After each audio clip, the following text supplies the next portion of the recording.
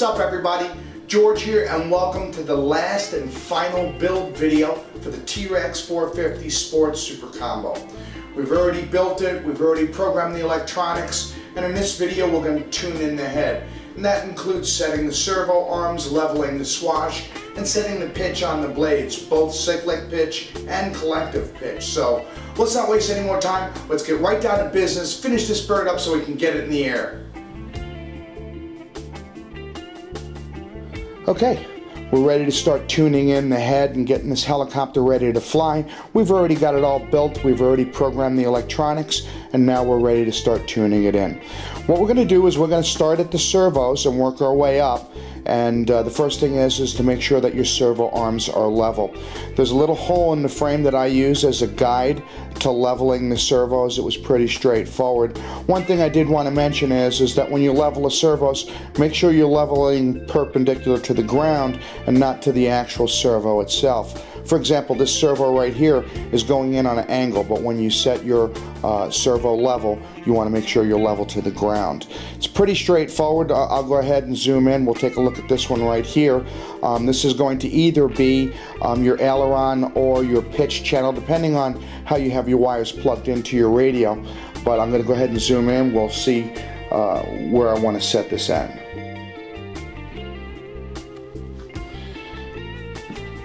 Now the radio is already bound and I'm ready to start moving it, and I go to my sub-trim menu, I select the appropriate channel, and just by scrolling up and down through the channel you can see that I'm actually moving that servo arm back and forth, and I have a lot of fine control. What I'm going to do is I'm going to make sure that I get it exactly level, and then when I do I'll set it and I'll move on to the next servo. It's a pretty systematic process, not very difficult at all. Once all the servo arms are leveled, we can go ahead and move on with leveling out the swash plate. That's going to be a little bit more complex. I'm going to have to remove these links from the swash plate, remove the Jesus bolt, and pull the top off so I can level it out. So let's go ahead and get right onto that.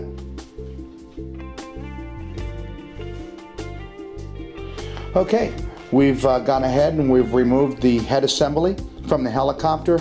That was pretty easy. Simply remove the Jesus bolt, the 4 linkages that connect the head to the swash plate, and it slides right off. The next thing I did was I made sure that I had my transmitter at 0 stick. It's perfectly at 0, which tells me that I should be at 0 pitch. Now I'm ready to go ahead and use the swash leveling tool and level this thing out. The swash leveling tool simply slides down over the main shaft and the feet touch the 3 edges of the swash plate. I'm going to go ahead and zoom in a little bit so you can get a better look at what I'm talking about here. But what I did was I used the linkages and I adjusted the linkages so that the swash was perfectly level. Now what I tried to do was I tried to keep a distance of just about 10 millimeters between the bottom of the swash and the top of the frame. That ensures that I'll have plenty of throw for setting my positive and negative pitch on the blades once I put the head back on. So I've adjusted my links. I have about 10 millimeters here and it's perfectly level at mid stick. Now what I want to do is I want to make sure it's level at low stick. So I'll go ahead and take my transmitter, move it down to low stick, and I check it at low stick. I found that at low stick everything was still perfectly aligned. The head is perfectly level and all 3 points are touching with no problems. The last thing is to check it at high stick.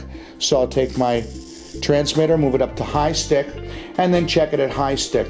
I did find at high stick I was a little short on one of the linkages, so what I did was I used my travel adjust menu and brought it up so that it was touching at high stick.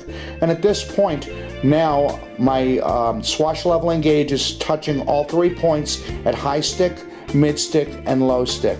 And I do have about 10 millimeters between the frame and the bottom of the swash at mid stick. So I think I'm ready to go ahead and put the head back on and try setting the pitch on the gauges. I may have to come back and make a few adjustments, but right now it's close enough to go ahead and move on with the rest of the tuning in. So let's get right on to that. Okay, we're back and I just got done setting the pitch on the blades. It really wasn't that difficult. Everything went according to plan. I did have to do a little juggling around, which is expected when you're setting these pitches, and I'll go ahead and explain what I did.